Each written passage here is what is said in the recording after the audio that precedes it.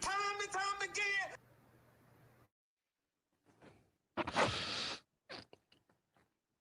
Well. Guess who's back? We're back. The originators. Monday, 8 o'clock. You better run for the hills because we back. What's going on? What's going on, Mike? Man, how we doing? How we doing this evening, man? How we doing? I'm feeling real good, man. Really good. You know, Eddie Murphy. I guess he doing all right.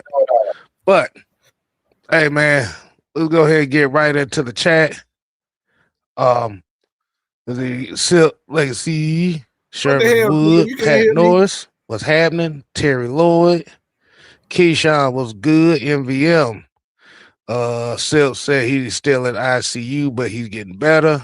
Hey, man, we praying for you. Like I said, man, you're going to get out of this.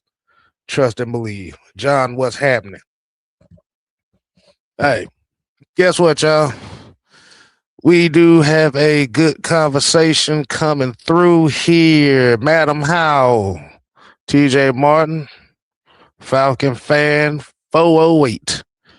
So, like I said, if you're new to the channels, rather it be on Mad Mike Sports or 6MK Live, y'all make sure you go ahead and tap them buttons. Kev, you couldn't hear me? I ain't hear now one thing you said. I'm the screen moving and everything. You talking about you didn't hear shit. Like what the hell? I didn't hear nothing. Oh wow. Well, who we be? They don't know who we be. They don't know who we be. I bet I don't know that.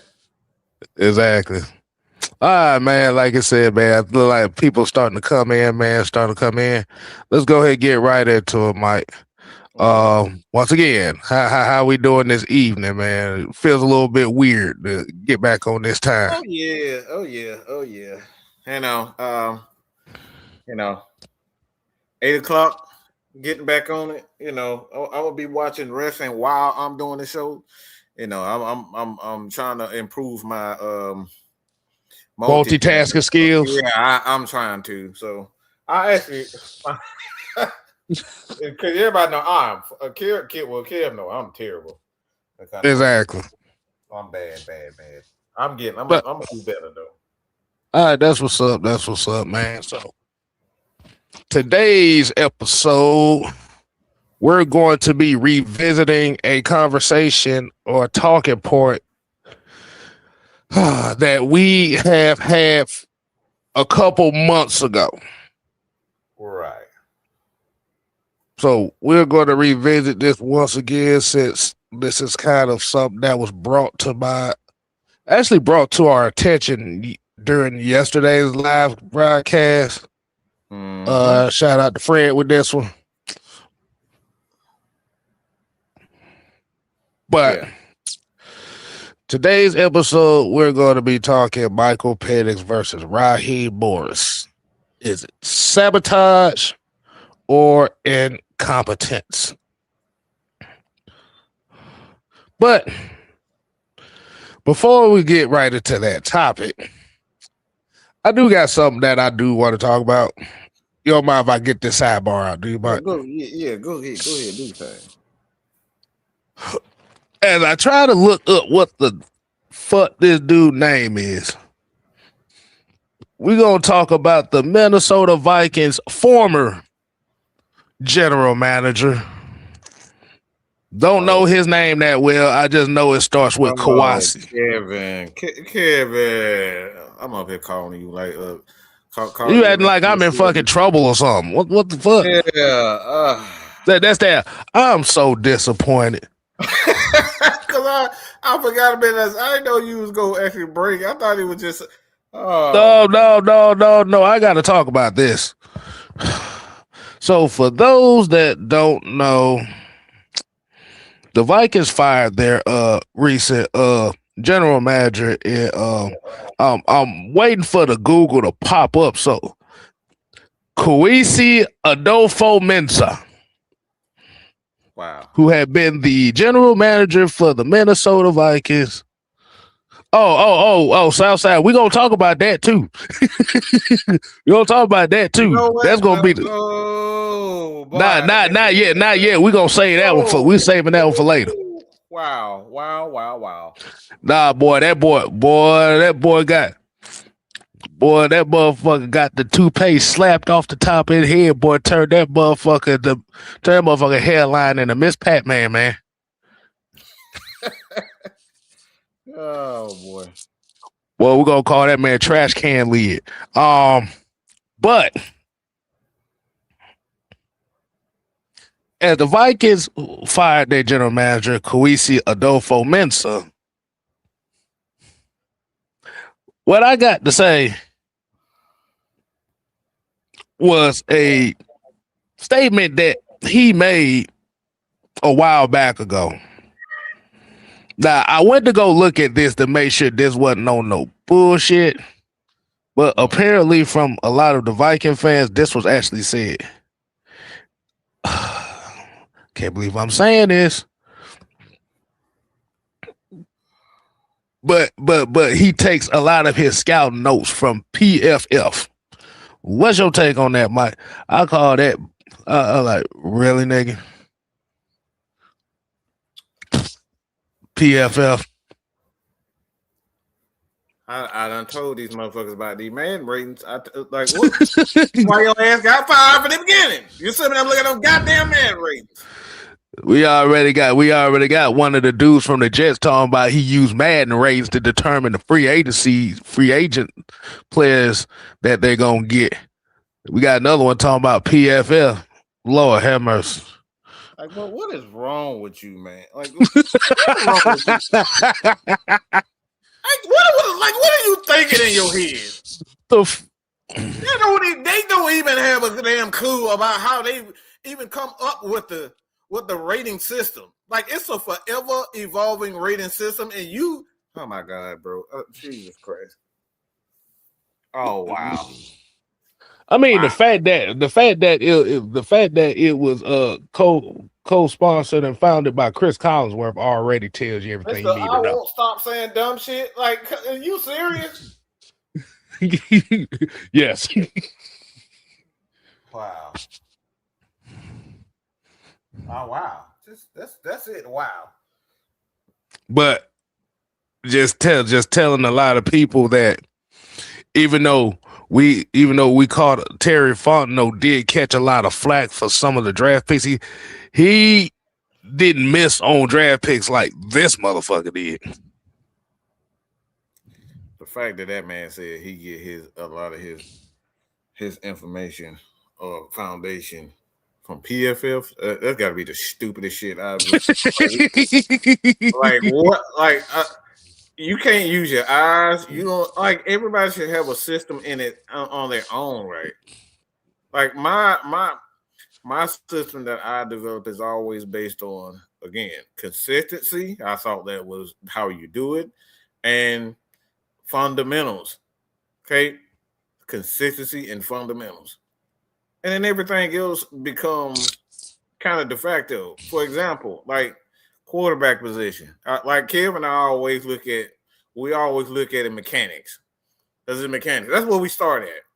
Like we have this thing like if he has the green dot on the back of his head, Kev, mm-hmm. you know his head, he's actually surveying the field. If that green dot is constantly moving, okay, is it constantly moving? If it's shifting here or it's still in one spot, we know he's not really reading the field. He's just staring. Okay, because the quarterback, if your head is not moving, like you're not doing your, and then you go from, you know, you go down from the throwing motion, and we've eliminated a lot of quarterbacks because of just the throwing motion in itself, because we know how the NFL is, and then we go from, you know, the green dot, the throwing motion, to the footwork. So we have a system for each position. Okay. The fact that this dude got to use PFF, that tell me he's what John just said he's lazy as fucking hell. Okay. PFF ratings. Like, are you serious? PFF ratings, bro.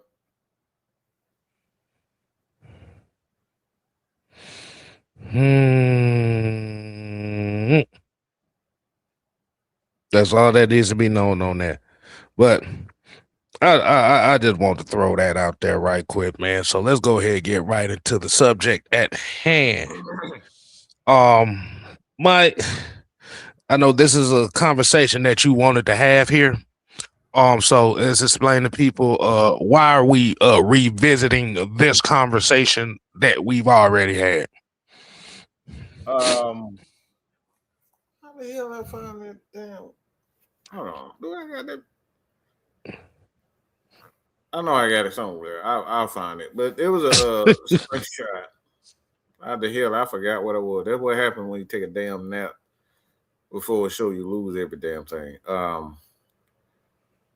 So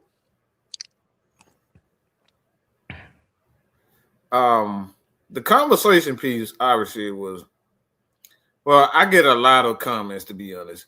And one of the comments that I get is all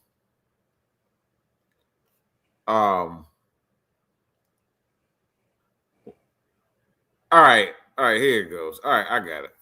All right, so we were asked,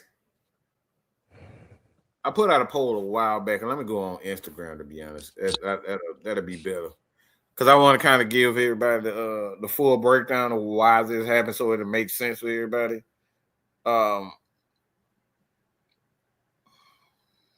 it kind of went viral on Instagram. It's not Instagram, but on X. So on a video that I put out. All right, so we're talking about the proof that Raheem Morris and Zach Robinson deliberately sabotaged Michael Penix. And a person responded by saying it was really a matter of sheer incompetence instead of sabotage. Coaches aren't going to sabotage the quarterback when their jobs were on the line. I responded by saying I disagree. What maybe works with a younger coach, they're not going to sabotage. But like a Zach Robinson, a Clint Kubiak, a Mike McDaniel, Raheem Moore's been in the league for 15 plus years. He knows the history and the breakdown of a quarterback. All right, he understands how you develop a quarterback the proper way because he coached with Matt Ryan. To be honest, he know. He failed with that guy that used to be the quarterback for the Tampa Bay Buccaneers. You remember him, kid? Tom Brady. Nope. You said used to be. Oh, Jameis Winston. Fred, when he was with Tampa Bay the first time. Oh, Josh Freeman. Yes. So he failed with Josh Freeman on developing quarterbacks. So it's not like he doesn't know not to do dumb shit. He did dumb shit with Josh Freeman and ruined him because I thought he was going to be an okay quarterback, but he failed with that too. And then he went to the Rams, and he saw what they were doing with not only no, it wasn't golf. It was the quarterback. God damn it, they got now. Matt Stafford. So he's seen success from quarterbacks. You know what to do. Whether it's young quarterbacks or older quarterbacks, he knows what to do with them. And the fact that he looked at Michael Penix and said, yeah, Michael Penix don't need any help. That shit baffles me. So how the hell does a Michael Penix he doesn't need help. So, and that's the thing we're talking about. And a lot of people are saying to themselves, and what the question is to you guys I have is, do you personally believe that it was incompetence on behalf of Zach Morris, a.k.a. Rye Stupid, aka Y Queen, aka Mr. Raheem the Dream, aka Mr. Zach and Rob. Do you believe that it was a sabotage or incompetence in regards to how they develop or fail develop Michael Penix? well, the thing is, what my thought process is, or what this whole thing came down to, it was. I'm gonna throw in a word that we haven't used in the title. I'm gonna throw in it was arrogance. I mean, when we really look at the situation at hand, it was kind of like one of those. Well, he's a high round pick. I don't need to work on him. Don't worry about it. But it goes back to what Juan kept saying. What Juan always keeps saying: you can never bypass the rookie process. I think it was unfortunate that the development process was actually a lot slower than what was initially promised. And I just think it was just arrogance. Yeah. Well, arrogance can actually be tied into sabotage and or incompetence. And that's what we're going to break down right there. Arrogance leads to blatant stupidity. That's what arrogance is, because you feel like your system that you feel like you perfected. But the thing is, this is why I'm anti science, because we were just talking about that. Well, scientists one and now you one and now we talking about science. And the thing about scientists, it's not a proven system until you actually perfected it and you have evidence of it being perfected. And that's the shit what I'm talking about. Like, how the hell, what goes back to what I was saying about Raheem from the very beginning. Who the hell has he ever developed? Offensively or defensively?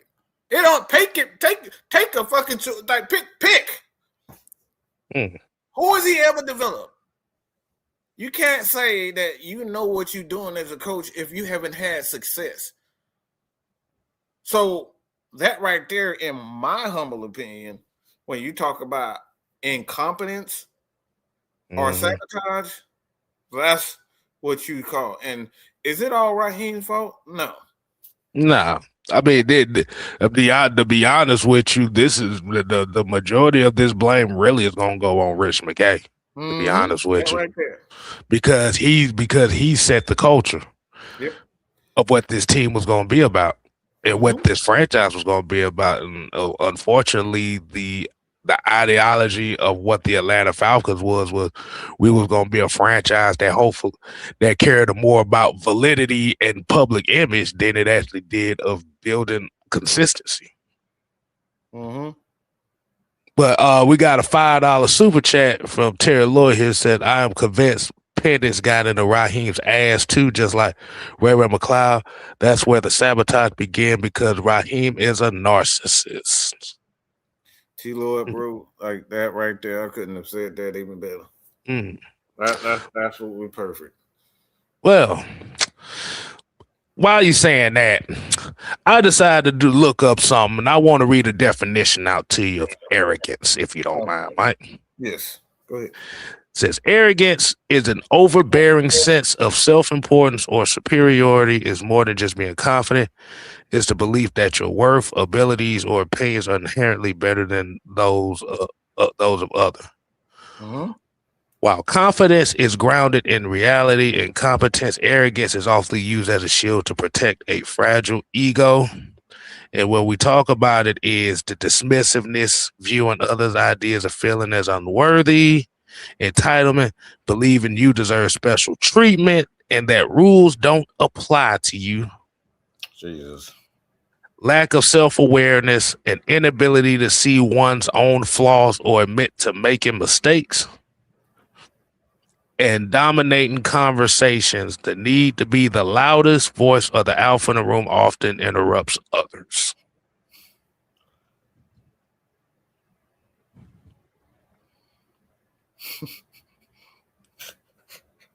What is that? That's it. Just read that definition. So damn funny. And the thing about it is, everybody has a sense of arrogance about them. I mean, like I said, everybody got a sense of arrogance. Mm-hmm. But the main key thing is the lack of self-awareness, the inability to see one's own flaws or admit to making mistakes. That's the one. That's the part that stood out to me the most. Yeah. That's where I was going. Okay, that's exactly where I was going. But and I see Floyd talking about the Niners grab Morris. We ain't surprised at that. That was gonna be the only place he was gonna be able to get a job. Let's be honest. The only job that he was gonna get is somebody that he previously worked under.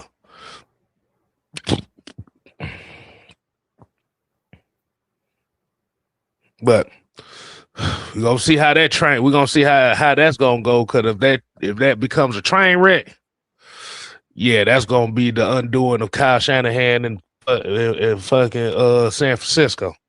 I'm telling you that now.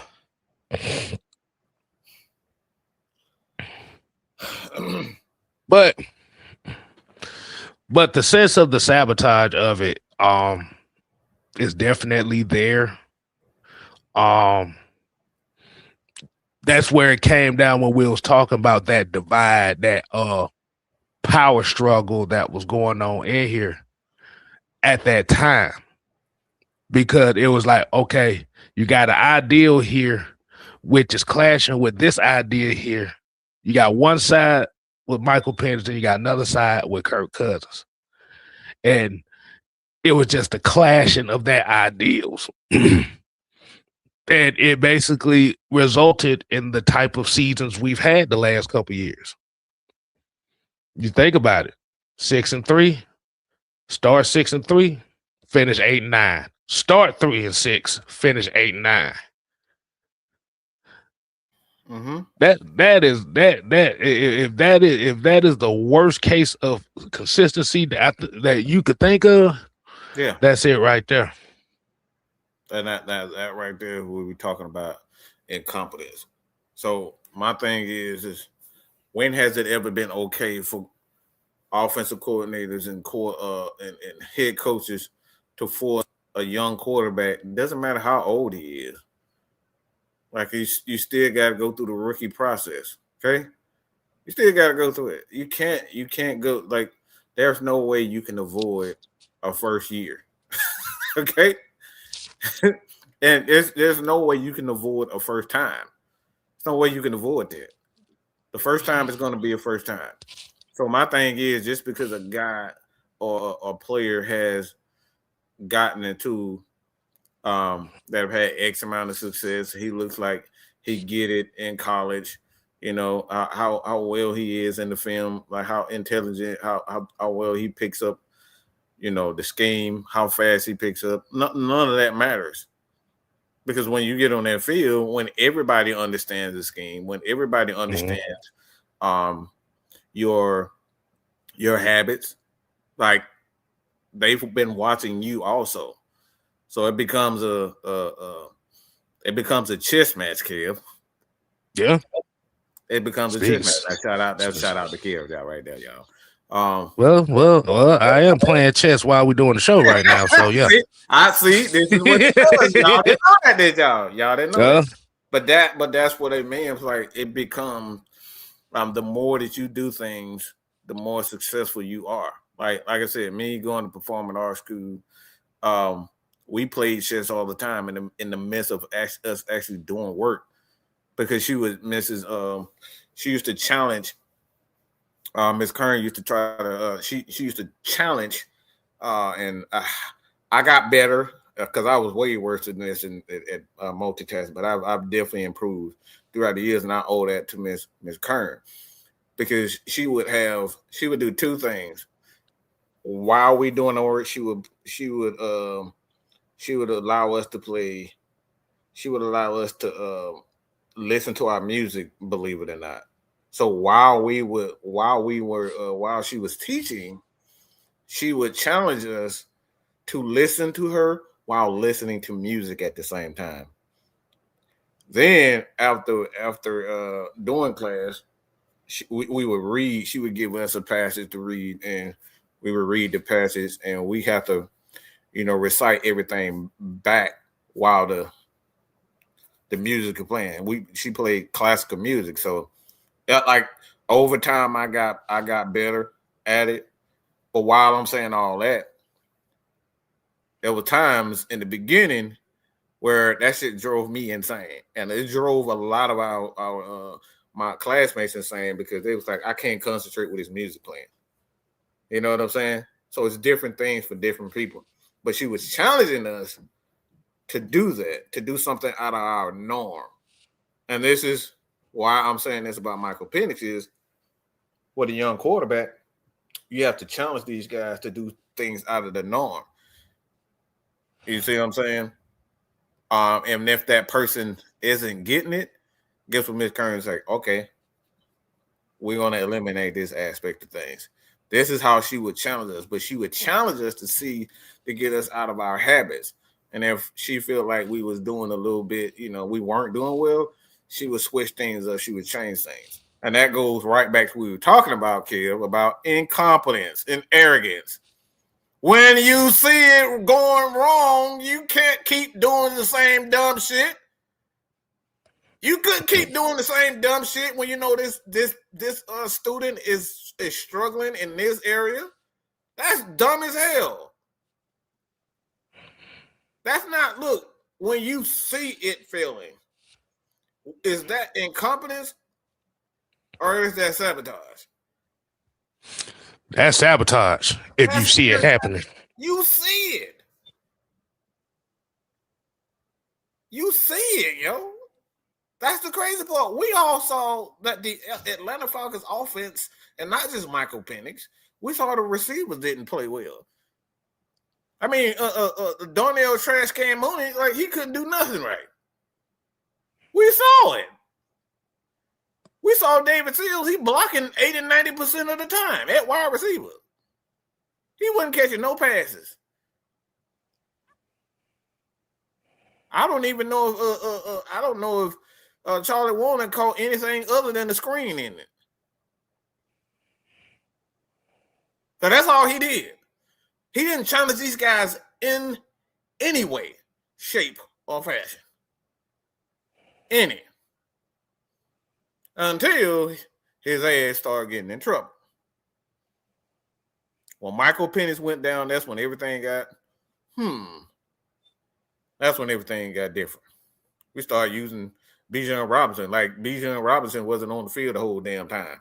For 12, 13 games, we started, you start handing the ball off to Bijan Robinson 25 times. Huh? You start using Kyle Pitts on drag routes and curl and crossing routes. You start using them at wide receiver again, Kevin. Wow. You start doing a lot of those things over and over. Like, you start doing all those things instead of doing the same exact thing. So my thing is you can't say it's sabotage and nobody would sabotage themselves. Kev, do you want to go into some instances where coaches have actually sabotaged themselves with pure stupidity? Yeah, might let you go ahead and lead the charge on to that right quick. And the reason, and I'm just gonna put the disclaimer on it. The reason why we're having this conversation is we're literally setting this conversation up as the reason why Ian Cunningham and why a lot of the stuff, a lot of the way that they're building this team up from the top to the bottom is a result of what we're talking about right now. But go ahead, Mike. But that's the thing when we're talking about instances where guys have actually sabotaged themselves. I mean, let's be real. A team was in the AFC Championship, a guy who deliberately sabotaged himself. Sean Payton did it. He deliberately sabotaged your boy, the quarterback. He deliberately did that. Talking we about see it Jared all the Stidham. time. Talking about Jared Stidham. Stidham, and he did it with Russ. He deliberately did that. He didn't care if his job was on the line. A lot of people do it when their job's on the line. A lot of people do it because they just want to do what the hell they want to do. We've seen Bill Belichick do exactly that. Bill Belichick done did it so many dang on times where he deliberately not play certain guys. He didn't even care. If the cornerback, Malcolm Butler, Malcolm Butler was one of their best corners. He didn't care. He sat him down, he sat Malcolm Butler down, and they were struggling that corner, and he kept doing it. He didn't give a damn. So there are plenty of instances out there where coaches would deliberately sabotage themselves.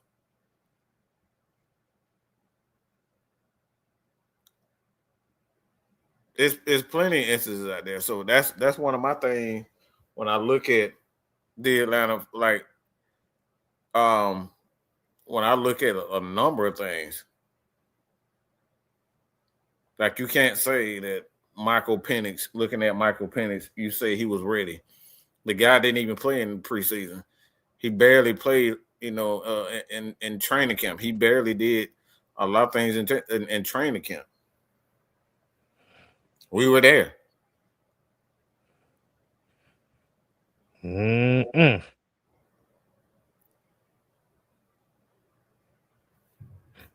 No, we saw that. We definitely saw that.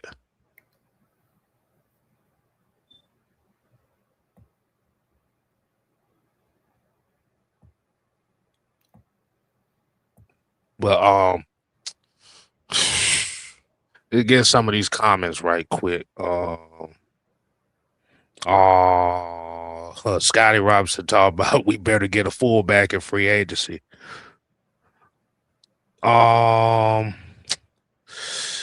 Southside said I see Charlie Warner in the backfield like a running back 80% of the time.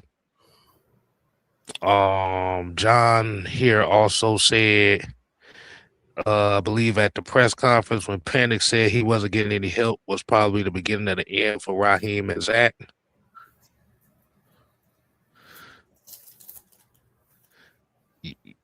Yeah. But like you said, that's the settle set culture that this team had basically established at this point in time. Like you said, it was just a bunch of me. And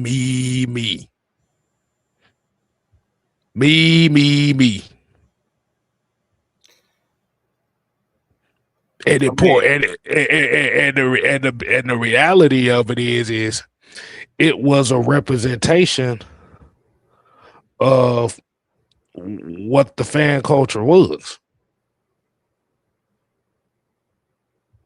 And that's the worst part about it. But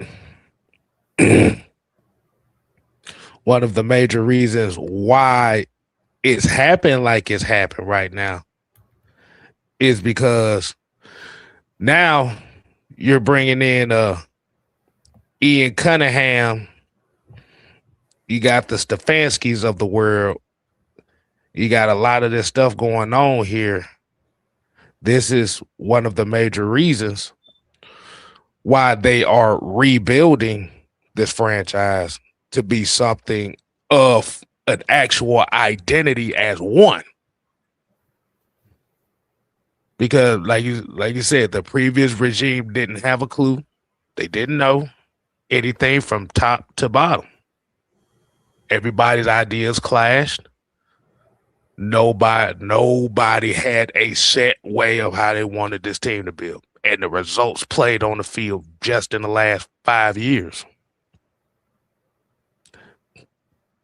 And Southside Ricky, which is very interesting, he said Charlie Warner was a fullback. Guess who else asked about Kevin Stefanski at the Pro Bowl? Guess who else asked about Kevin Stefanski in Atlanta? Did you hear that conversation? Kyle Juszczyk. Kyle Juszczyk. Interesting. Why would he do that? And Bijan Robinson, they was having a conversation. Bijan Robinson, they said he loves Kevin Stefanski right now. Mm-hmm. So they're basically telling you who the face of the franchise is going to be.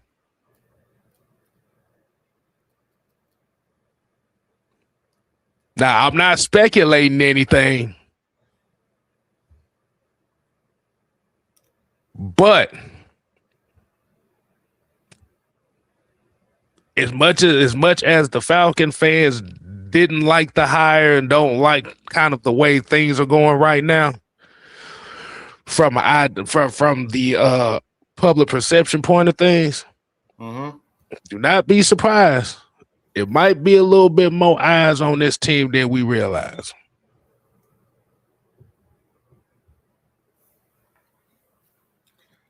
I'm just saying. But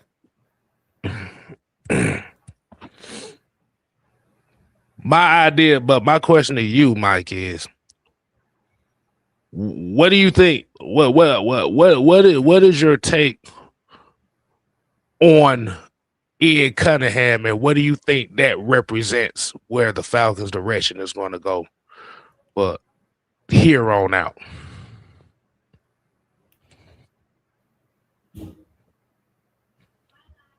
I mean, well, I can't really say just off you and Ian Cunningham, because I think that pretty much just paints anybody into a corner. Like, I don't want to be back into a corner. I just look at everything in its entirety.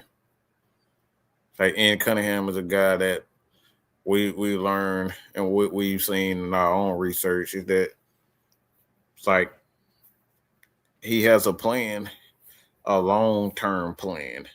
And I think that's the thing that I look at most about him. It's like, he have, for one, we do know he have connections to successful organizations, Baltimore, Bears, the Chiefs. Like, the dude has connections all around. I mean, the Philadelphia Eagles. Like, he has connections to a lot of successful organizations. So I think he'll bring that aspect of things. But I just look at this Atlanta Falcon team, to be honest, man. It's just a lot of trench work. A lot of trench work. And I just think I think it sets a bad precedent to just focus on one. Oh, and for one, Southside said this right here. Everybody want to know that personality mix wasn't going to work. See, the problem with this is, with that, for a coach, is it important? Like, personality mix, I don't think that should matter as much as. And I think a lot of losing organizations focus too much on the personality mix. You want guys that just gonna, they just want to win. They want to win. They want to win football. They want to play football. If you're worried about guys who just act like you, walk like you, talk like you, you've already failed as a coach. Bijan Robinson and Michael Penix don't act nothing alike, okay? Let's keep that right. Kyle Pitts and Bijan Robinson don't act nothing alike. Drake London damn sure don't act like nan one of them. But those guys, when they get on that field, all don't have that same thing in common. They want to be the best. So personality mix is an excuse for a head coach to be a dictator. That's an excuse. You think Bill Belichick and Tom Brady had the same type of no. You look at Tom Brady right now, like Tom Brady, he's going on 50 years old. He's single as hell. Bill Belichick up out here trying to get him some young coochie, okay? Like, let's keep that real. Like, personality mix and all that shit, that's a bullshit excuse for you to be a dictator. When it comes down to y'all have the same mentality as far as greatness in football is concerned. And that right there happened. Being football, like, look, are you gonna play hard? You gonna work hard? That's it. All the other shit don't matter. Are you gonna focus on the field stuff? Are you gonna be like dumbass? What that damn running back name, kid? Shit. Talking about $100 million. Talking about $100 million ain't enough. I know Odell Beckham Jr. said it. You talking about Le'Veon Bell? Yeah, Le'Veon Bell said that stupid ass shit talking about $100 million ain't enough to live off of. Like, if $100 million ain't enough, like, you's a dumb ass, okay? You just a fucking stupid bastard. If $100 million ain't good enough, it ain't enough to live off of. And you look at, how you doing, Auntie Pam?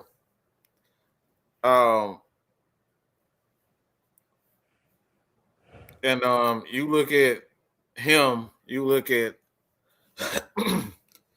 look at a lot of these players, they don't have a lot of the, we saw guys like Ray McLeod, how they dress and all they things. Like, a lot of these guys' personality are not the same. But they have that drive to want to be the best. That's it. That's what should matter if you want to be a football player. And I think that's the thing when you're looking at as far as a coach is concerned. You just want people in here who just gonna be. You want people in here who just gonna work hard.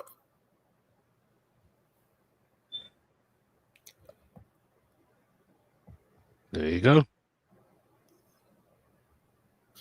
Well, said Penix went from just Zach's poor development or lack thereof to Matt Ryan, Stefanski, Tommy Rees, Callahan, and Alex Van Pelt backing him up. That is a huge step forward from last season. Mm-hmm.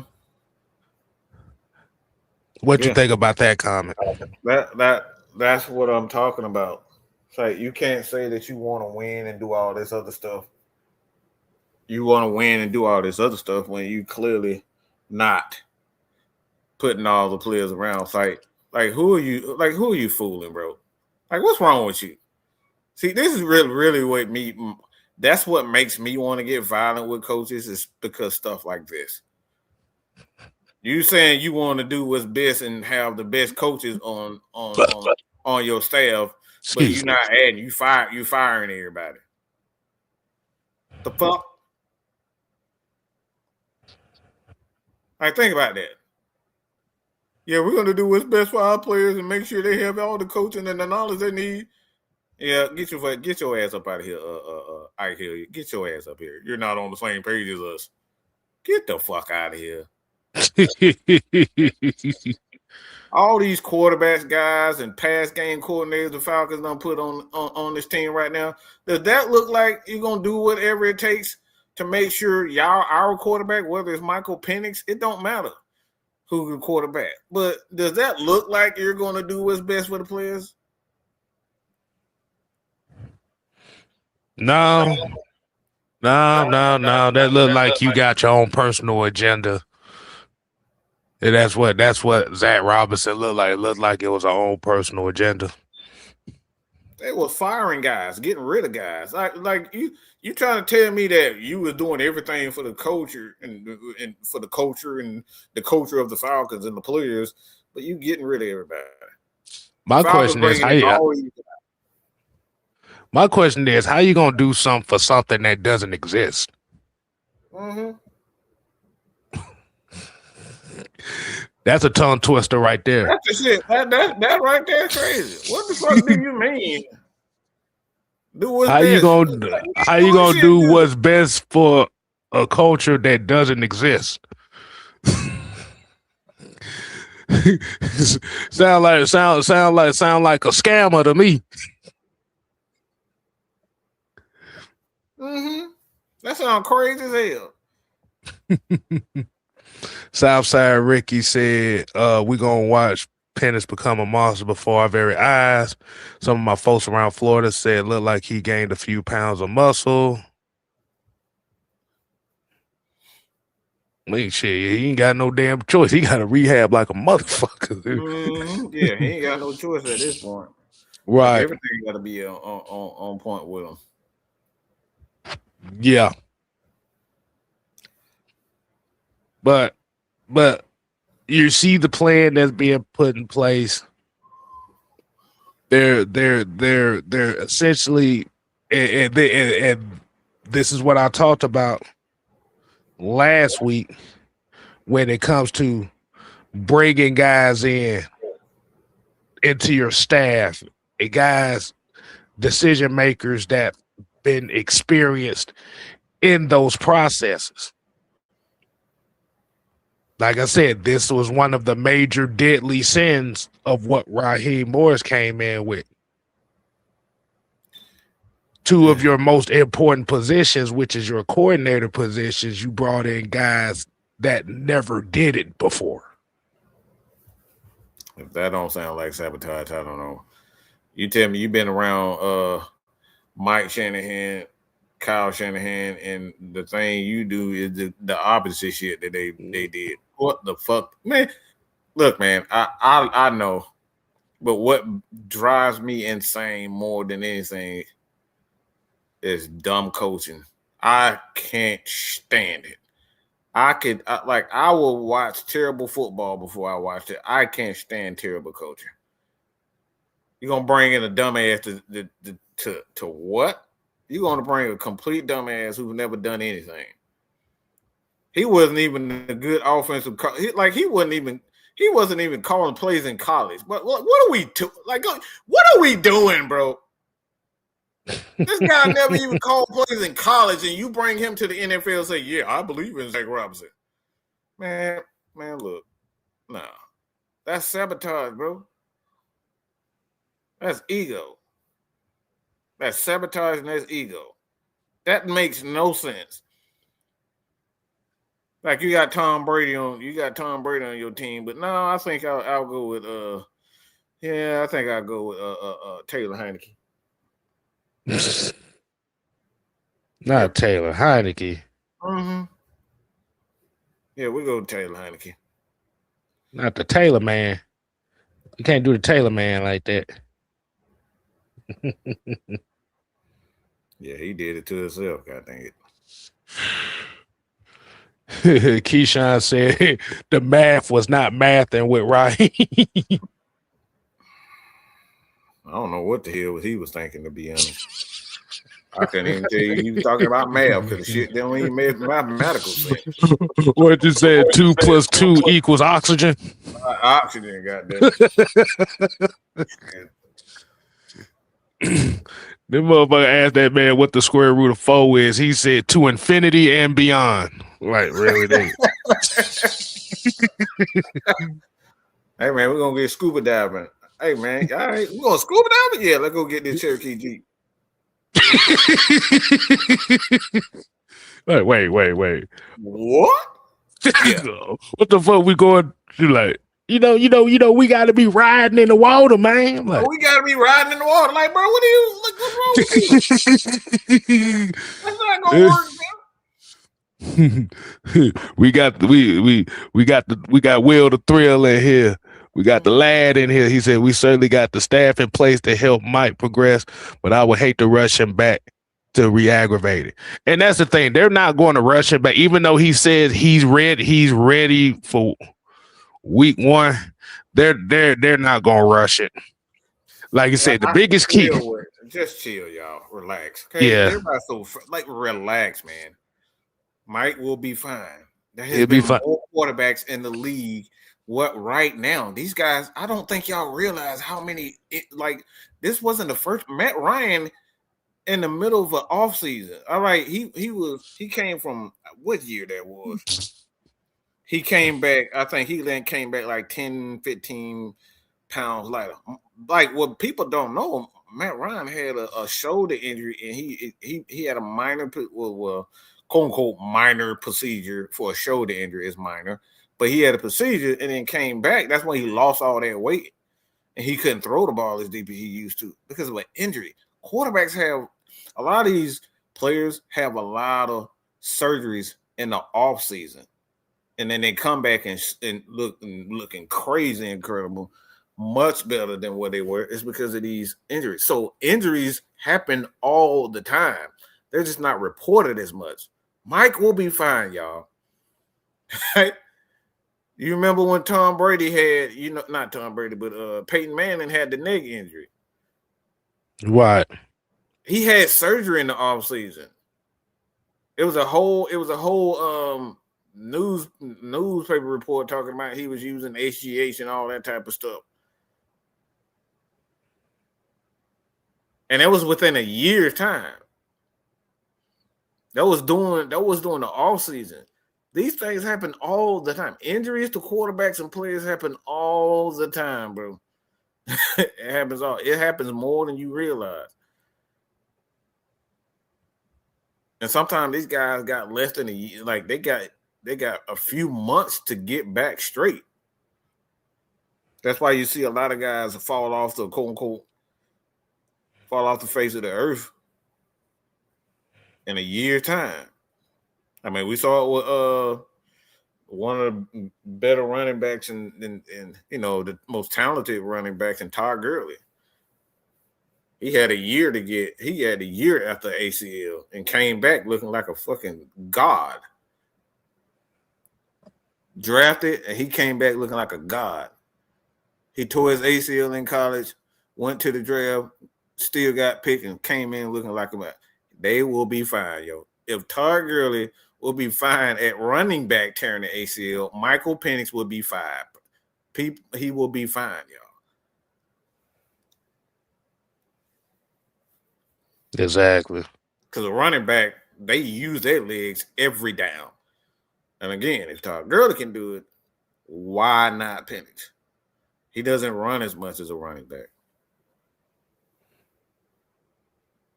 It's something to worry about, but relax. He'll be fine, y'all. We got a question here. Josh said, what are y'all thoughts on the new special teams coordinator? I don't know a damn thing about him. Well, Don knows a little bit more than I do, but from the information that I've gathered is, like I said, I think he was with the Titans the last few years, and they're usually right around the he's usually right around that the top half of the middle as far as special teams and stuff like that. They don't really have kicker he doesn't really have kicker problems like that. So, like you said, I think we'll be fine in that department. But special teams wise, like you said, it's a lot of accountability right there. I just say it's a lot better than what we've seen the last couple of years. You mean he doesn't bench the best special team player we have, right? No. Everybody that's useful plays. Good. It's a lot of discipline, but discipline and accountability, and he's been in the league for like 20 plus 30 plus years anyway, and a lot of that special teams work. So, hey, I could deal with it.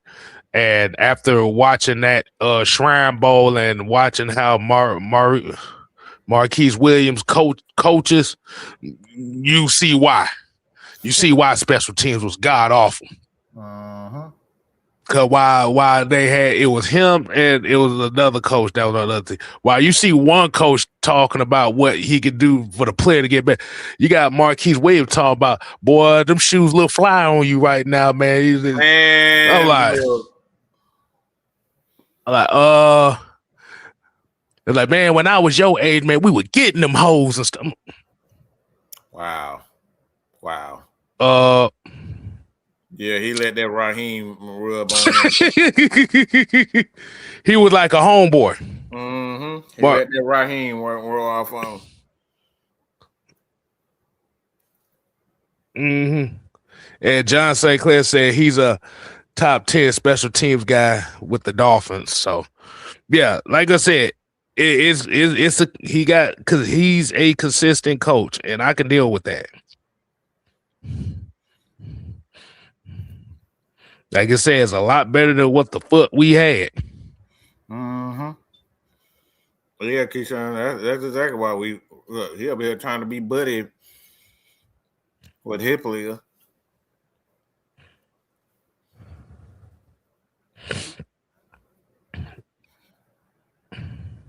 Wow, John, don't do that to Falcons just love it. Oh no, we're not doing that. Oh, no, we're not doing that. Oh man, we're not doing that. Boy, Will said, I thought the new officer for coaching coaching ops was brought in first because of how badly he screwed the pooch on the Ike Hilliard Ray situation. I mean, bruh, they literally, what was that position they brought that lady in? The officer of coaching operations. Yeah. Yeah, they not finna fuck around. And when you bring a woman in to be the liaison between that, you know she there to do one boy, thing. She's there to be a snitch. Oh, damn snitch. That's it. She's there to be a snitch. She about to tell it all. Okay. And dare your ass to lie to her too.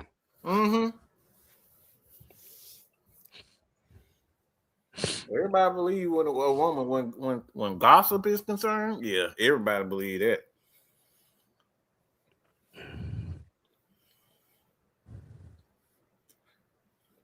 You know what? When I saw Tank in the chat, you know what song came to mind?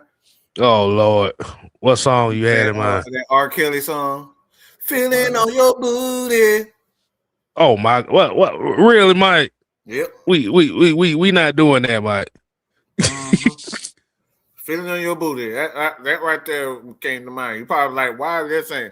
So this man got a hard on for Raheem.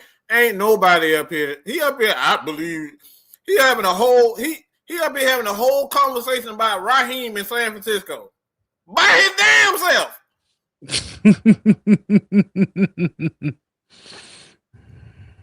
Let's go ahead and call yourself Tank Niner, okay? So you said Tank gonna be a 49ers fan this year? Yep.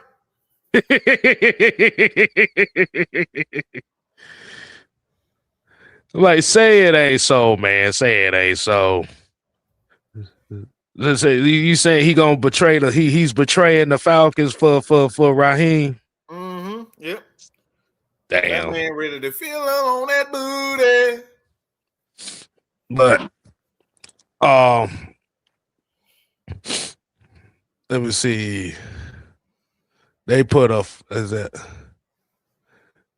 he said Keisha said, I bet E think the 49ers gonna have the best defense in the league. Of course. Nah. But the thing about when you look at that situation, and we can talk about it for a little bit, I don't even really think it's one of those situations where it's like anything major. I mean, for the simple fact that most of their defense last year was hurt. So that's why it looked like that's kind of why it looked like it wasn't. It was middle of the pack. Hell yeah, think about it. About a third of their defensive stars were hurt. Yep. Like I said, it was either going to be Dan Quinn or Kyle Shanahan that was going to take his ass back. Mm-hmm. That's it. Bosa got injured. Mm-hmm. They best player, so yeah. Yeah. That's that, but like I said, that's the thing that a lot of people ain't talking about with that. Mm-hmm. But here's where the problem is going to lie here.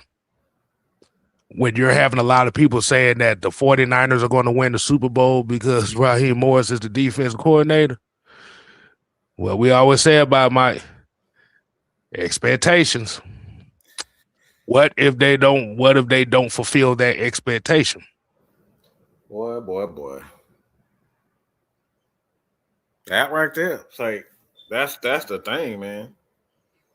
Like that's why my dad used to tell me growing up, don't make no expectations until you get that money in your hand. Don't make no decisions until you get the money in your hand. That's it. Like I don't have no expectations until I get that shit. Until I actually see it, you pay for it, you see it.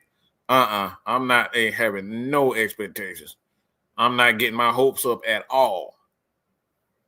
That's where I've always. This is how I even, come up with a lot of ideas because man, he was good in San Francisco, and you think you getting the same guy from San Francisco? Nope, he's not. That's the same, but like you said, that's the same trap we fell under with the whole thing with the Rams. And you thought you was gonna have the Rams, and then you realized you basically brought back Dan Quinn all over again. So it's like all again.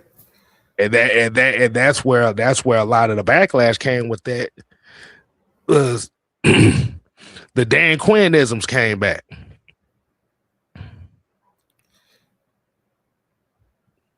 Mm-hmm. Boy, did they come. I told people from the very beginning, I said, well, this Dan Quinn Jr. Everybody thought I was being an absolute hater. Man, that dude ain't nothing but Dan Quinn.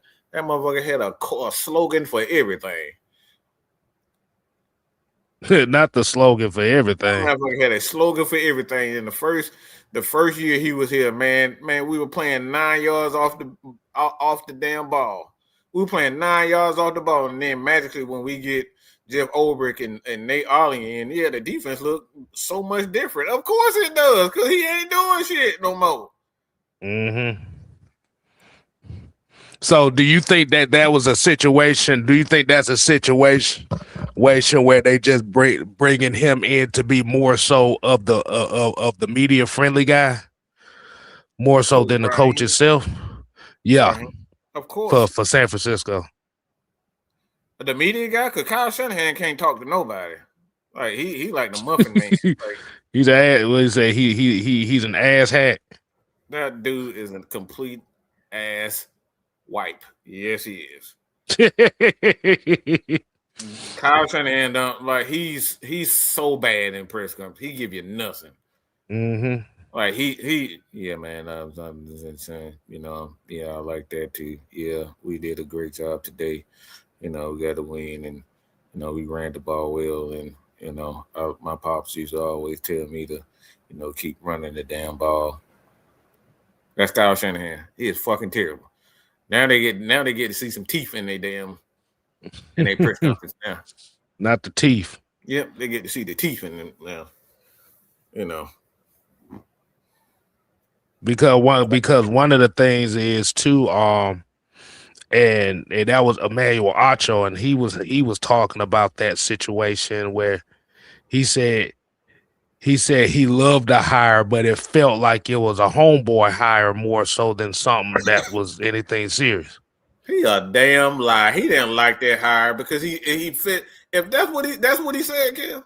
He says it. Yeah. I think it was sent to us by Jaden earlier, where he was like it felt more like a homeboy hire That's because his he true said thoughts it right was there. it. Look, that's his true I thoughts think right there. because he said he thought because he said that he had a conversation with Steve Wilkes a few years ago, and Steve Wilkes was talking about how Shanahan likes a particular style of defense of coordinator. Mm-hmm. Yeah, he wants somebody to not talk shit back to him. That's what he wants. That's Kyle Shanahan has always been like that. He's just like his daddy. He don't want his coordinator to talk back to him. He don't want his coordinator to Rob Salah gonna be that. Mm-hmm. That's why Salah's like Salah is the organization's pick. And now Kyle Shanahan get to bring his boy in here, and his boy gonna do whatever he wants him to do. Mm. But I also look. This is how you know when people lying, because they always start out with some bullshit first. They always start out with the bullshit first, and then you hear the but part. When you hear the but or the however, Mm-hmm. that's when they start right there. That's the truth right there. That's the truth in it. They start off with the bullshit and they say, however, this feels like a homeboy. The homeboy hire is his true thoughts. Because everybody know that Falcons defense looks so much different under old Brick and Ollie. It's not even like, come on, bro. That defense looked nothing like he's ever coached before.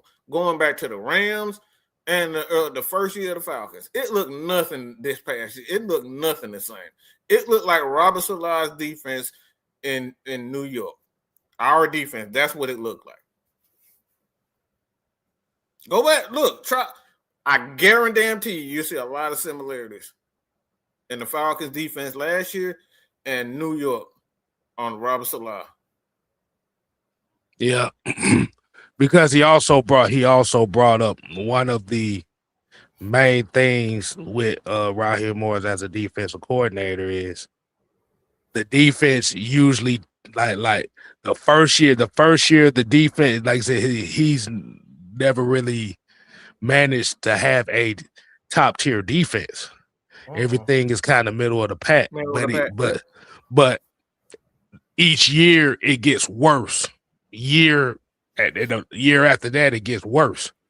And that's historically as a defense coordinator.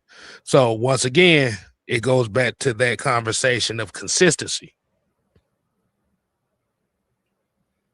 Jamal said something. I didn't really think about it. What is it? Said Raheem was running those soft practices like Dan Quinn. Everything was easy and relaxed. Those training camp highlights would show him joking around with coach. We saw that shit. We saw it firsthand. And that's the first thing we didn't know. Cam, I swear to God, bro, that's exactly what stood out to us when we went. Cause I'm sitting there, I'm looking like look like nobody gives a shit out here. What's going on? We got Young Wei Koo out here running kickoff returns with the second team. Like, what the fuck is we doing here? Bro, like for real. You got Koo out here doing hitting drills with the corners and shit. I'm like, what? Yep. Anybody who went to training camp can vouch for that. Went right back to that Julio stuff. You ain't got to practice if you don't want to. Just say, your ankle hurt, your toenail hurt. Yeah, we're gonna keep you out today. Right. And like you said, that just became a problem right there. And it showed. That's why I said it's a consistency issue. Mm-hmm.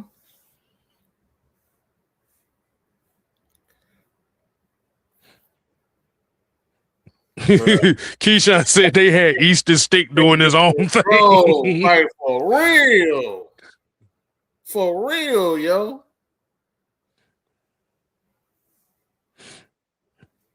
But like you said, man, that's why that is one of the reasons why they have the front offices and the coaching staff constructed the way they're doing right now, because like the number one thing that I could say that Stefanski and Matt Ryan is doing right this time is they're not leaving no stone left unturned.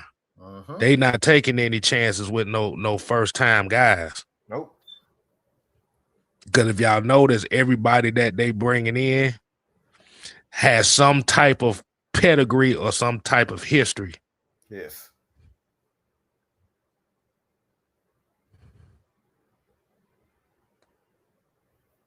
That's literally it. That's literally it. He trying to friend. He trying to be everyone's friend. With that goofy shit, take that to San Francisco. Yeah, my thing is I believe in being friendly, but like when you talk about being in a man's sport, a physical sport, I should say. Let me rephrase that. A physical sport. When everybody's running into each other and everybody's trying to get each other, like you can't be friends, man. Like I'm not trying to be Kev's friend when Kev done knocked me the hell out. You know what I'm saying? Like, fuck that. I'm going at Kev's legs. That motherfucker hit me, goddamn it. You know what I'm saying? Like, you can't be fucking friends after somebody on a 300-pound guy on tackled your ass and hit your ass and made you fall on your motherfucking shoulder. Like, fuck that friend shit. Like, we out here playing ball. Like, we're supposed to be competitive, and we up here smiling and cheesing together.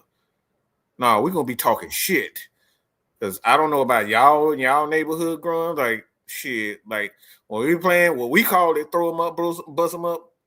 Nah, we knocking your ass through them bushes. Them sticker bra bushes, Kale. We knocking your ass through them sticker bra bushes. See, we had those too. And motherfucker trying to knock your ass into the street. yeah. Try to knock your ass into the goddamn street. And everybody start laughing at your ass. You laying on the damn ground. You laying over there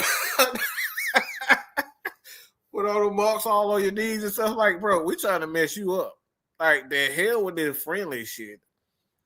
But the thing about it is, when it comes to coaching, there's nothing wrong with being a friendly coach, but you have to be a friendly coach that's also holding players to a certain accountability. That's it. Accountability, and what it is the accountability is going to breed the success that you want the said players to have. See, the thing is, Raheem Morris is a better suited coach on a veteran football team. Mm-hmm. But as far as a young football team with a lot of young core pieces, he ain't the right coach for that. Mm-hmm. Mm-hmm. He's not. And there's a place for that. He's a position coach. That's what he is. Mm-hmm. Raheem is excellent at being a position coach. He's not a defense coordinator, not an offense coordinator. He's not a head coach. He excels at being a position coach. There's nothing wrong with that. But we can't try to make him out to be something that he's not. He doesn't have those qualities. He smiles real. He understands every position. It's fine. Ain't nothing wrong with that. That's it. But he shouldn't be leading men. He shouldn't. Mm. Like a leading man, like everybody got different types of temperament. Some people need to be pushed. Other people don't need to be pushed. Like if you got a coach that doesn't know how to push people, it's like you're not going to get the best out of them. Right. And Mark Daniel here said Sean McVay is an example. He jokes around with a lot of his players, but he knows when to be serious and have them locked in. That's a great comment. Yep. That's it. You got to know the balance. Mm-hmm. You got to have that balance. Mm-hmm. Like I said, like I said, some players love that. Some players love that players coach ideology. Some players like that dictator style of coaching. Yeah. You like you said, but the thing about it is when you have like I said, when you have a bunch of young guys and a bunch of young players, a guy that's really laxed like that is not really the right type of coach for a young football team, because now what you're doing is you're set, like I said, when there's bad tendencies happening, he's not the type of coach that's gonna be like, hey, you don't need to be doing that shit. You're it's like a child when it's a young when you're dealing with a child. It's like, yeah, this child really likes this heat. You know what I'm saying? Daddy, I want to feel. I want to see what this feels like. He said, "No, baby, I don't think you want to do that." Exactly. You don't. No, that's right. The Raheem be like, "Nah, baby, you don't think you want to do that?" Right. A parent be like, "Hell no! Nah, get your ass away from that damn stove." Like that's what a child need to hear, because they need to see that. Like, trust me, baby girl like that now. Look. Mama tell her something. See, when mom voice get loud like that, it has to. It goes in stages. But with me, I'm like, hey, nope, you don't need to be doing that. To get your ass up over here. She know when the fuck to get the fuck up over here. That's what I'm talking about. You setting a bad precedent by, especially with young players. It's like, man, damn, this gonna be easy. Exactly. Oh, this gonna be easy. No, hell, it's not. No, it's not. Until you run into a Bill Belichick, a Sean Payton, a Kyle Shanahan, like them dudes hardcore. You know right. what I'm saying? It's not gonna be easy in the NFL. You're not gonna get people. No, your ass is gonna practice on other teams. Like not over here. That's why Julio Jones. That's why Julio Jones wanted out when Raheem Morris got fired the first time. Yep. Because he was used to a certain style. He was used to a certain style of coach.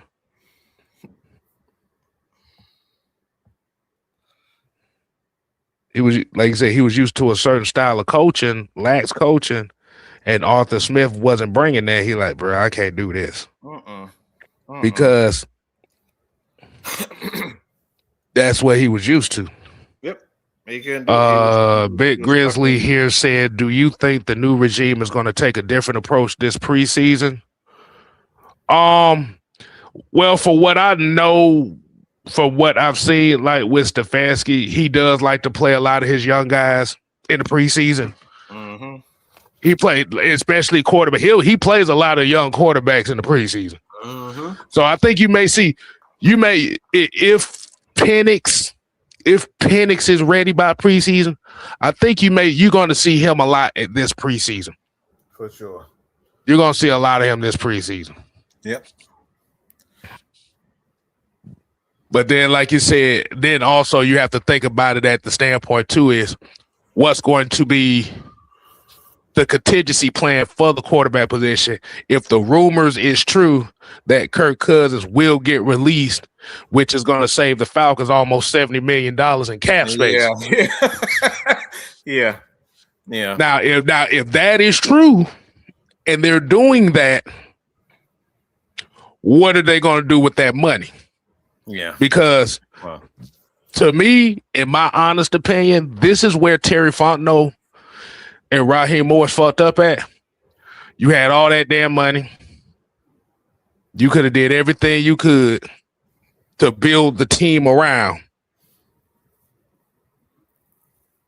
My God. If you was going to spend $100-something million on Kirk Cousins, and then the fact that you drafted a quarterback in the first round the very same offseason. Remember that draft show, Mike? What's the first thing I say? What the first thing I said? I said, what the fuck was the point of bringing in Kirk Cousins if you was going to draft this guy? Yep.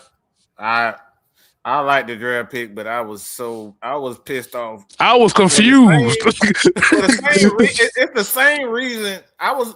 So me and Kev had a different response. He said, "What the fuck was the point of what the fuck is the point of drafting him if you sign him?" And I said, "What the fuck was the point of signing So we had totally different responses. Same thought. Like what the fuck? Look, bro. I tell you, I'm not even gonna tell you no lie, bro. When they drafted Penix, if you looked at my face, I had 9 different emotions going on in one facial expression. I was confused. I was pissed off. I was cool. I was freaked out. I'm like, I love Penix in this. No, look. What I said. Okay. That was the first thing I said was. I said. Okay. I said, question. Yeah. If we're paying $180 million, if Penix was the plan from the get-go, remember, because that's what they said. They said Penix was the plan from the get-go. And what the fuck this Kirk Cousins shit go be? Yep. And that's what fucked them up right there. Mm-hmm. That shit doesn't make no sense. You oversplurged in the quarterback room. So they basically did pull the Housewives of America move. They spent all their husband's money. Right. Because you had to think about it. The year before that, when you had the quarterback room with Desmond Ridder, Taylor Heineke, and Logan Woodside. You remember? We didn't spend shit that year. Remember that quarterback room cost you about $5 to $6 million. Yep. That was a $5-6 million quarterback room. Mm-hmm. Now I'm gonna ask this question again for the people that's watching. In 2023, you had a quarterback room that was about $6 million. Mm-hmm. Which is interesting because if you actually look at the numbers Ridder put up, it basically was identical to what Kirk Cousins did in 2024. But I digress from that point. Yep. You went from a $6 million quarterback room to 2024.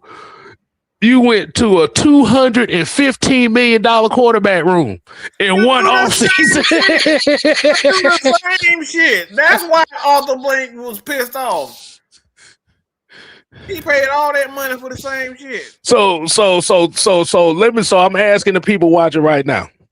How did y'all feel when you realized that they spent over $209 million more for a position room to do the same thing that they did with the $6 million motherfuckers? Yep. I want to get the answers to that. We got 170 people in here. Y'all make sure y'all hit them buttons. Y'all make sure you hit the likes and subscribes. Answer that question for me. Right. Yeah. When y'all found out that the Falcons spent over $209 more million to upgrade a quarterback room for the same damn results. Boy, come on, man. Y'all wonder why I was pissed off at Raheem? It's because of that. He was the architect behind all that. And we had that dumbass Terry Fussino because, look, we know he was stupid. We know he was a do boy now. Because, this is how this motherfucker decided the next year, okay? The next year to bring him back and keep the money. Andrew said that shit is insane. That shit don't make look. I want some more people asking. You paid over $200 million to do the same shit over and over again. Boy, look, oh my God. That's like finding a hot dog. Like you finding out somebody, that's like finding out that somebody fed you a hot dog out the trash can. Carlos said that's why Terry lost his job. Yeah. Son of a gun. Come on, I want some more answers, bro. I want some more answers. I want to see y'all thoughts on that. John said all that $210 million brought one more win. I would be pissed off. Like I said, it's like somebody fed you a hot dog out the trash can. That's what the fuck that is. Oh no, boy! I told you, man. That shit is ugly, bro. He said Southside said Terry and Raheem managed to piss off both quarterbacks. Hell was during the drive.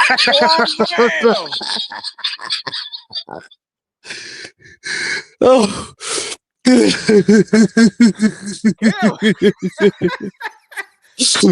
Henry, boy. Keyshawn said we could have low He just built the team with that much. Oh my god. Hell, we could have had a damn linebacker at that point. Shit. Something. You would have had the money. Look. All those goddamn fantasy trades that everybody keep talking about in the offseason. Hell, you would have had the money to goddamn make one of them happen. Damn, boy. Andrew said, I can't believe we did that shit. We thought we was upgrade talent. Reality was all we did was upgrade the price 20 times with the same results. If I was on the blank, I would have had no staff this season. Man, look, bro. Man, look. I would have tore up all that shit. I would have tore up everybody got that. Get the fuck out. All right, Jay, I'm throwing your ass out on the field, boy. Think about this. Let's put this into perspective. We update the quarterback room from Desmond Ritter and Taylor Heinicke to Kirk Cousins and Michael Penix, right? Yes, sir. If I remember correctly, Kirk Cousins threw for almost 400 more yards in I think 2 more games than the previous dude before him. Oh boy. Think about that. Say that again, kid, just in case people didn't hear you. Kirk Cousins, despite that 509 game he had against Tampa, and I think it was like 1 or 2 more games, through 300 more yards than the previous guy before. And you wondering why Mike was them motherfuckers? Are you? Oh my gosh! These are the things that I was watching. People forget Desmond Ritter was like 40 yards away from 3,000 that year, and he only played in like 12 games. Come on, bro. Come on, man. Come on. He wasn't as bad as people think. That's shit. Damn, kid. He had the same amount of turnovers too. Yeah. Damn, boy. That's some bullshit. Hey, guess what? We spent $200 million more to upgrade for one more win. Wow. That's just like, just think about that for a second, y'all. I really want people to think about that shit. Okay? Think about that. We spent $180 million more for a nigga to throw 300 more yards than the previous quarterback. Mm-hmm. Hold on, let me pull. Oh my god, yeah, Jesus Christ, that ain't even a joke, y'all. That ain't even see, the thing about it is, the reason why we're saying this is because people think throwing money at something is going to make something better, and it didn't. It didn't do a damn. Terry would have been cool, but it's just like what a lot of people say. That Kirk Cousins, Michael Penix offseason doomed him. You could throw money at a pass rusher. You might get a lot of flack, but if you go from a $6 million quarterback room, a $6 to $10 million quarterback room to a $215 million quarterback room in 1 year to get one more win. Think about that for a second.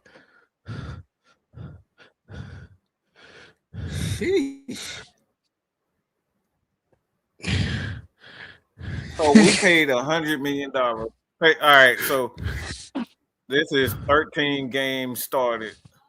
He threw for 2,800 yards. Okay, Kirk Cousins for $100 million more dollars plus. Kirk Cousins threw that year with the Atlanta Falcons for 35. Okay, so that's about 600, 700 more yards. Okay, all right. That's it.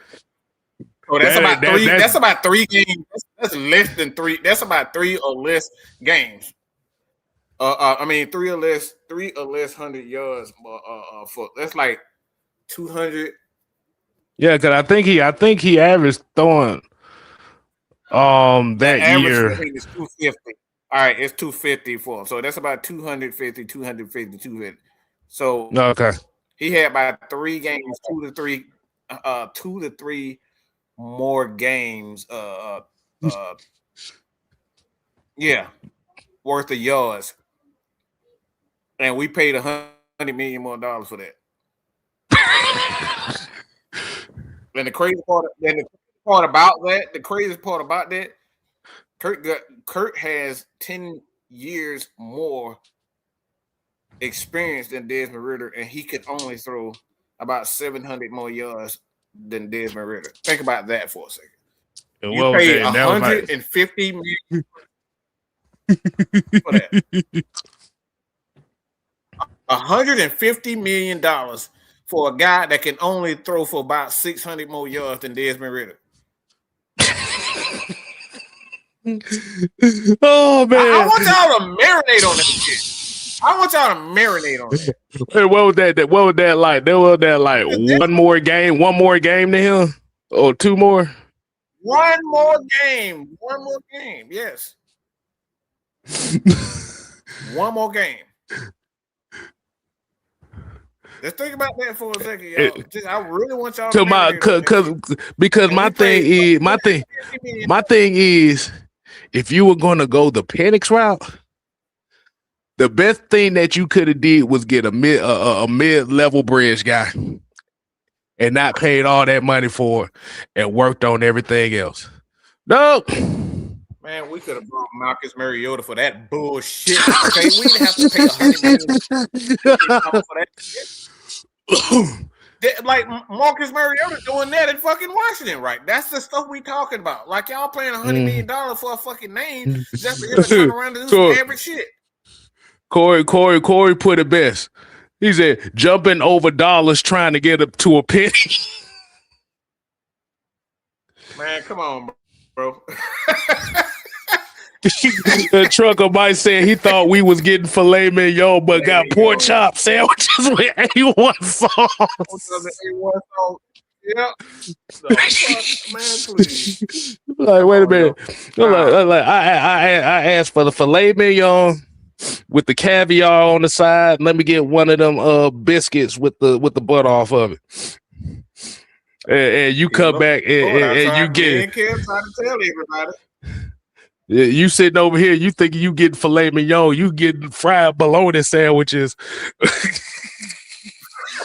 with a Hawaiian roll. Look, man, I'm telling you, we tried to tell everybody, bro. You should have just waited. You should have kept Desmond Ridder, waited for and have Desmond Ridder start, and just waited for Michael Penix. If you were going to do, you didn't have to spend $100+ million, bro. That's $150 million. My thing is, even if trading Ridder, and I said trading Ridder was the right thing to do because of the public perception of things, but it's the fact that a mid-level guy that you could have brought in, oh my gosh, would have cost you over. It's not funny, Look at it from the standpoint.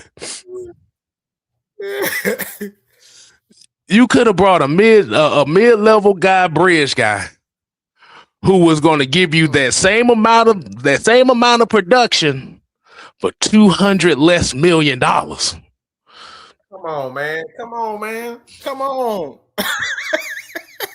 If Michael, tripping, man.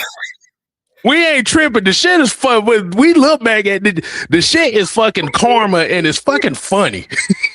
It is. This shit. See. What's happened with the quarterback position in Atlanta is karma. Mm-hmm. Everything is karma right now. Oh boy, this is hilarious, man.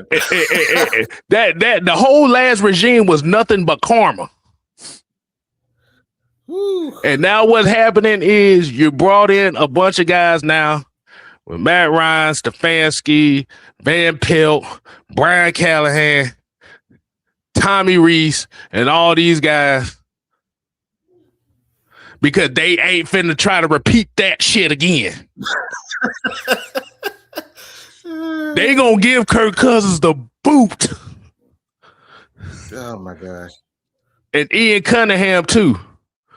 And by bringing in Ian Cunningham, they've already told you, we're going to build this team to be gritty as fuck.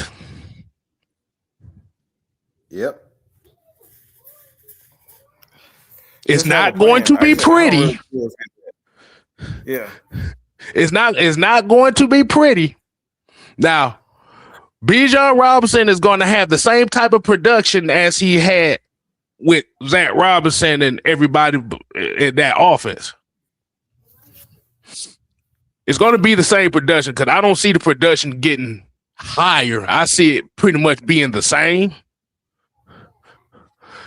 But it's not going to be pretty because it's not going to be it may not be a bunch of big time throws or throws down the field everybody waiting for. It's going to be ugly. It's going to be simple. It's going to be stupid. It's going to be keep it simple, stupid.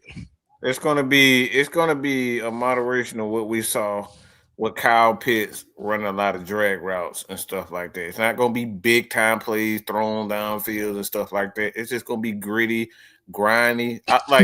I'll say it like this. It's like watching Georgia and Georgia Tech now. Gritty, running the ball, getting it to their tight ends, getting the ball out quick, and just a lot of running the clock. That's what it's going to be. So if y'all like Georgia and Georgia Tech football, that's what you're going to see. Mm-hmm. He says Ski says it's going to be some Bo Nix check downs. Yeah. Get the quarterback in the rig. Get the quarterback in the rhythm. Force your linebackers to be honest. Mm-hmm. And the priority is going to be developing the trenches. Yep.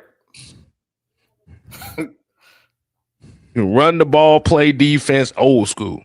That's it. That's exactly it. Mm-hmm. That's essentially what they're doing now is they're trying to build the Atlanta Falcons back to when Matt Ryan was a rookie.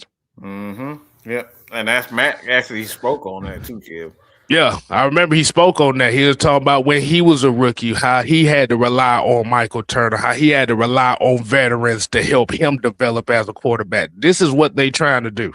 Mm-hmm. And as crazy as a lot of people are upset about it, that was the most success that the Falcons had in a window span in the history of the franchise. Yep, that was the best 5 years in Falcons history. They had 5 winning seasons during that time. It wasn't until they started trying to be the dirt cutter offense, and we gonna throw that some bitch 700 times a year. Mm-hmm. Once the run game was dead, the balance was gone. Mm-hmm. And the thing about it is that only would have worked if you had the defense that could stop people, and we didn't have the defense to stop shit. Mm-hmm. So that's why it was essential to bring in Ian Cunningham. Mm-hmm. That's why it was essential to keep Jeff Ulbrich. That's why it was essential pretty much to keep the defense of staff as much continuity as possible. And it was important to bring in guys offensively that's going to try to make this offense more quarterback friendly.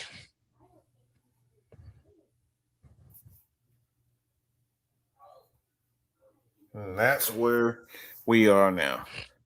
Exactly. That's where we are now. Getting back to grindy, gritty football. And you see that not only in the NFL, but you see it in college. The Georgia Bulldogs this past season, they just got right back to running the ball and, using a lot of play action. They didn't really throw the ball a lot this year. Went Exactly. right back. That's what turned Tech around. Outside of that old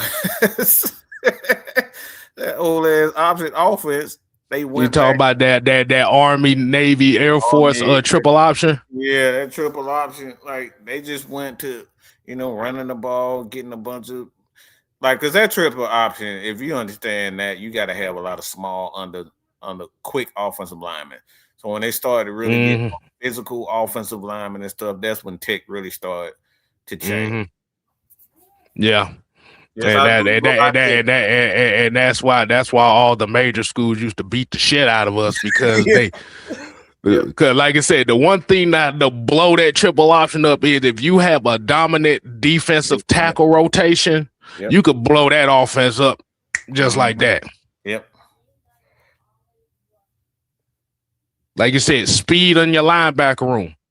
Blow that shit up just like that. But good conversation, man. I know. Dribbler Flair said, I'm glad we're getting back to this style of football. Fuck what the Vic Riders and the casuals got to say about it. At this point now, that's what this regime is. They like, fuck your feelings. You either gonna watch or you don't. They don't care. That's why I said this is the villain arc for the Atlanta Falcons right now. They're doing everything to piss the media off and the fans off. And not because they're purposely trying to do it, it's because they're doing it their way, and the people that's complaining about it ain't getting their way anymore. And they don't care about it. They don't care who we be. They don't care who we be. That's it. That's it right there. All right, man. So we're going to go ahead and get up on out of here, man. Man, boy, we about 10 minutes over damn time. It's all good, though. Yeah. But we definitely appreciate everybody tuning in. Oh, like I said, let's go ahead and announce it, Kill. Like I said, man. We back. So you're going to see us coming back on primetime hours around 8 o'clock now. We coming back. We coming back for the spot. Like I said, you're going to get the STSs at the same hour too. So, hey, like I said, man, we do this content uncensored, unfiltered, unapologetic, yet understandable. So until next time, people, we ain't here to play. Oh, no. We here to stay. Oh, yeah. Dig it. Southside Ricky said this was a great episode. I was tuned in the whole show. Hey, man, we appreciate it. We appreciate that. But like I said, man, we're actually trying to get better at this. Like I said, we're just incorporating a whole bunch of different elements we've already been doing. So you're going to so the conversations that we're going to have about this is going to be the same unfiltered style, or as what Google says, the street talk style. Yeah, but you're going to get a little bit more of the philosophical side and the psychological side behind the game of football as well with this conversation. So, hey. Thank you joining us, man. And until so like I said, man, you ain't gotta go home, but you gotta get the hell out of here. Oh yeah. Deuces. Put your eyes back in your head. Popped out like flavor. Pry their eyes open and force them to see the truth. We will skin the sheep and sacrifice the weak. The unholy alliance has arrived.